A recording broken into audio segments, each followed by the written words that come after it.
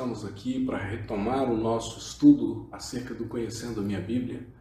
Eu não sei o que você tem desfrutado nesse tempo, no seu projeto de leitura e de estudo da Bíblia. Espero que você esteja crescendo muito no conhecimento das Escrituras, mas, sobretudo, que você esteja crescendo no conhecimento de Deus. Se você já percebeu todo o objetivo do estudo que estamos fazendo, não é simplesmente te trazer conhecimento ou um pouco mais de entendimento sobre as Escrituras, mas é mais do que isso. É, sobretudo, trazer para você uma revelação de quem Deus é e de como Ele quer ter um relacionamento pessoal contigo. E é exatamente sobre isso de que trata o capítulo 10 do nosso Conhecendo a Minha Bíblia, a unidade 10. Então eu gostaria de, inicialmente, como tenho feito sempre, trazer aqui para você um panorama bem rápido do que você verá nessa unidade. Então nós estaremos estudando Levíticos, capítulos 21 a 24, e em comparação com Números 28 e 29 e também Deuteronômio 16. E depois nós estaremos indo para o livro de Números, capítulo 11 e 12, e também Números 13 e 14 aqui em comparação com Deuteronômio 1. Então são textos comparativos, como nós já estamos fazendo nas unidades anteriores. E aqui está o esboço que você deverá perseguir nessa semana. Então, leis para viver perto de Deus é a primeira parte desse estudo. Essas leis você verá em Levíticos 21, 22, leis para o sacerdócio, depois leis para a pureza pessoal, depois leis para comer e oferecer sacrifícios, depois leis para o calendário sagrado e leis para o tabernáculo e acampamento. Depois, em Números 28 e 29, comparados com Levítico 21 a 24, nós veremos as ofertas diárias, o sábado e as ofertas mensais, as ofertas nas festas ordenadas. E em Deuteronômio 16, comparado com Levítico 21 a 24, nós teremos as festas. A festa da Páscoa, a festa das semanas, a festa dos tabernáculos ou festa das barracas. E aí nós veremos a parte 2, o lado negativo de viver debaixo da lei. Você pode, inclusive, ler Romanos capítulo 8, 13 e 16, que é uma visão do apóstolo Paulo acerca disso. E aí você terá, então, em Números 11, a murmuração do povo, em Números 11, 10 a 15, a murmuração do líder, no caso Moisés. Depois nós veremos o método de Deus para lidar com os murmuradores. Depois Miriam e Arão murmurando contra Moisés, no capítulo 12. E aí Miriam será atingida com lepra, ainda no capítulo 12. No capítulo 13 nós veremos os 12 espias que são enviados para Canaã, e depois o retorno deles e a rebeldia do povo, e como isso, o povo rebelde vai ter consequências, eles vão pagar por isso e vão pagar caro. Depois nós teremos em Deuteronômio 1, um resumo de Números 11 e 14, que será também um estudo bem forte que nós teremos nessa semana. Os lugares mais importantes em sequência nessa unidade são o Sinai, o deserto de Parã e Cades Barneia.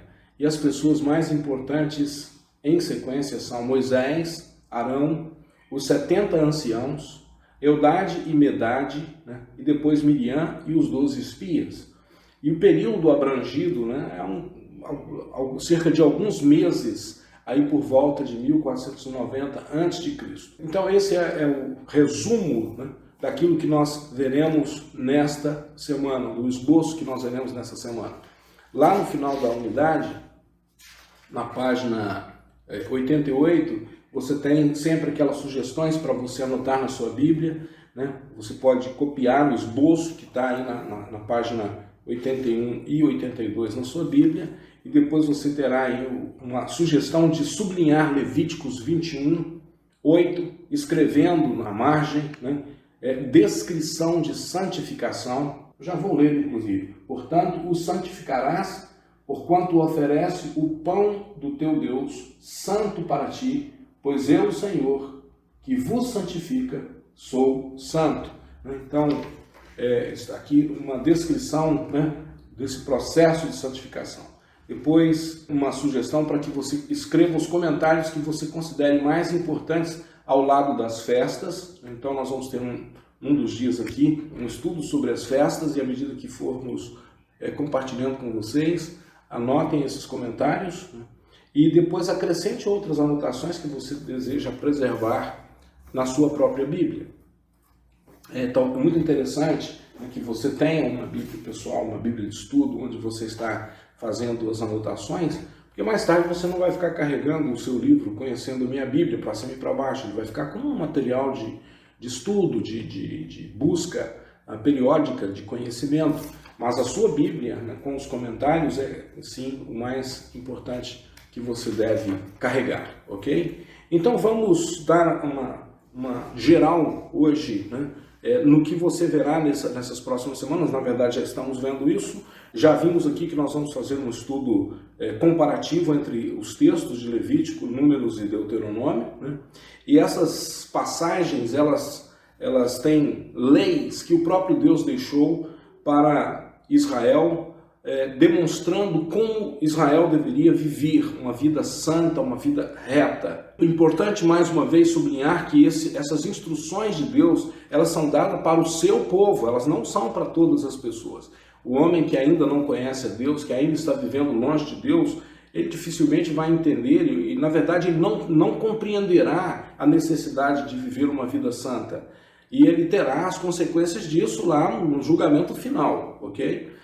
Mas com o povo de Deus, né, nós precisamos entender que Deus estabeleceu uma forma de nos relacionarmos com Ele, né? Então, toda vez que nós falamos de regras, de leis, de mandamentos, é o próprio Deus estabelecendo a maneira como nós vamos nos relacionar com Ele. Se você prestou atenção aqui na leitura que nós acabamos de fazer, né, o próprio Deus está dizendo o seguinte: eu, o Senhor, que vos santifica, sou santo. Ou seja, não é possível que um homem se aproxime de Deus sem santidade, né? Há um texto lá em Hebreus que diz: buscai a paz e a santificação, sem a qual ninguém verá o Senhor. Ninguém se aproxima de Deus, né, sem uma vida santa. Deus não permitirá que alguém se aproxime dele, né, sem uma vida santa. E você verá como é que essa santificação, então, se processa na nossa vida agora através de Cristo Jesus.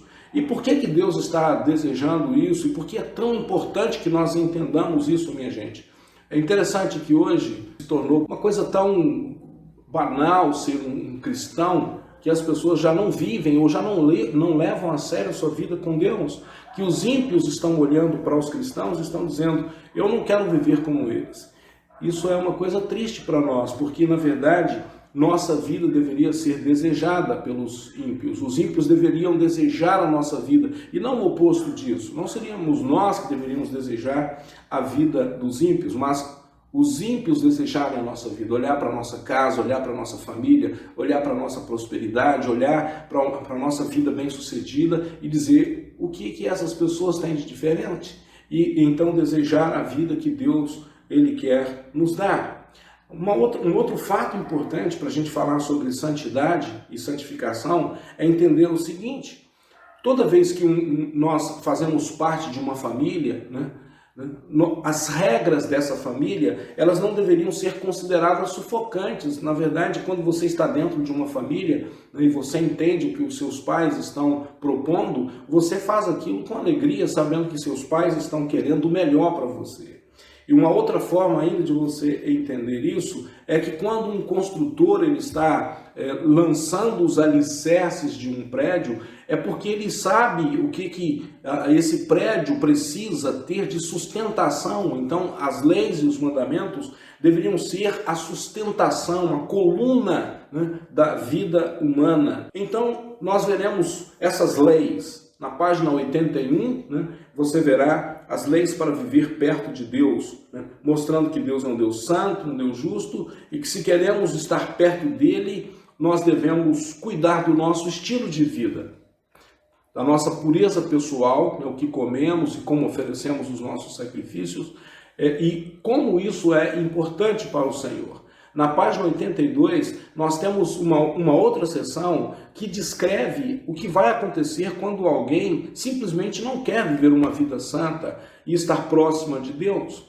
Em Números 11 a 14, nós vemos aí um processo de reclamação, e nós vamos voltar a essas passagens e vamos entender como que o processo de reclamação será tratado seriamente por Deus, né? Nós aqui vamos usar a palavra murmuração. Toda vez que alguém se coloca num processo de reclamação, isso, minha gente, vai de fato trazer um castigo da parte de Deus. Deus não tolera a reclamação. E veja bem, minha gente, há um processo de controle dos líderes religiosos sobre as vidas das pessoas, né?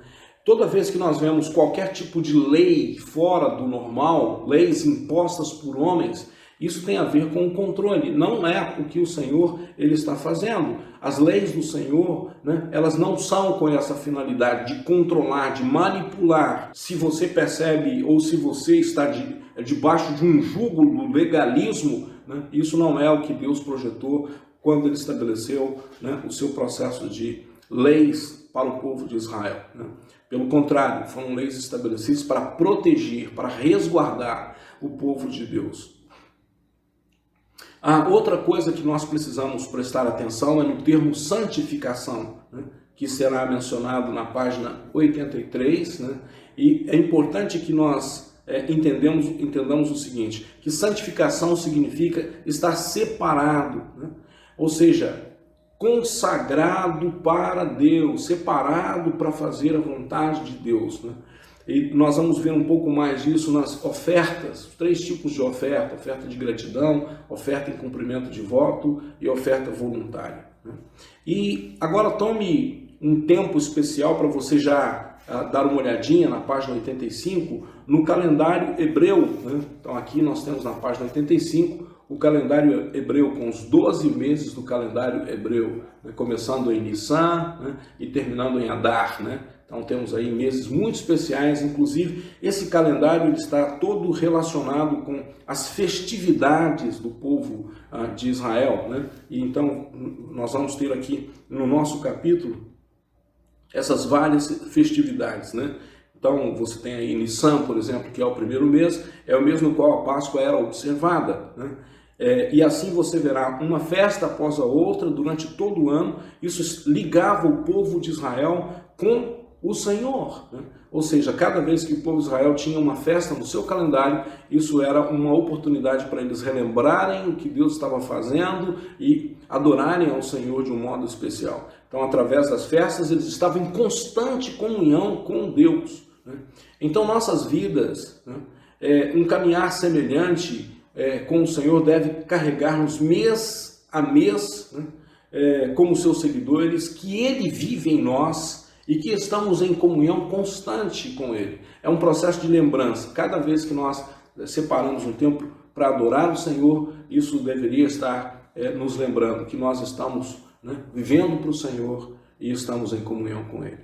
Então, para terminar o nosso dia hoje, vamos ler Hebreus capítulo 10, versículos 1 até o versículo 7, que diz: a lei dada por Moisés não é um modelo completo e fiel das coisas verdadeiras, é apenas uma sombra das coisas boas que estão para vir. Os mesmos sacrifícios são oferecidos sempre, ano após ano. Portanto, como pode a lei, por meio desses sacrifícios, aperfeiçoar as pessoas que chegam perto de Deus? Se as pessoas que adoram a Deus tivessem sido purificadas dos seus pecados, não se sentiriam mais culpadas de nenhum pecado, e todos os sacrifícios terminariam. Em vez disso, esses sacrifícios, realizados ano após ano, né, servem para fazer com que as pessoas lembrem dos seus pecados, pois o sangue de touros e de bodes não pode, de modo nenhum, tirar os pecados de ninguém. Por isso Cristo, ao entrar no mundo, disse: Tu, ó Deus, não queres animais oferecidos em sacrifícios, nem ofertas de cereais, mas preparastes um corpo para mim. Não te agradam as ofertas de animais queimados inteiros no altar, nem os sacrifícios oferecidos para tirar pecados. Então eu disse: estou aqui, ó Deus, venho fazer a tua vontade, assim como está escrito a meu respeito no livro da lei. Vejam bem, minha gente, isso é uma citação de um salmo messiânico, mostrando que Jesus, ele veio exatamente para se tornar o sacrifício perfeito em favor de nossos pecados. Que possamos viver uma vida santa, dia após dia, para o Senhor, baseado no sacrifício de nosso Salvador. Que Deus te abençoe.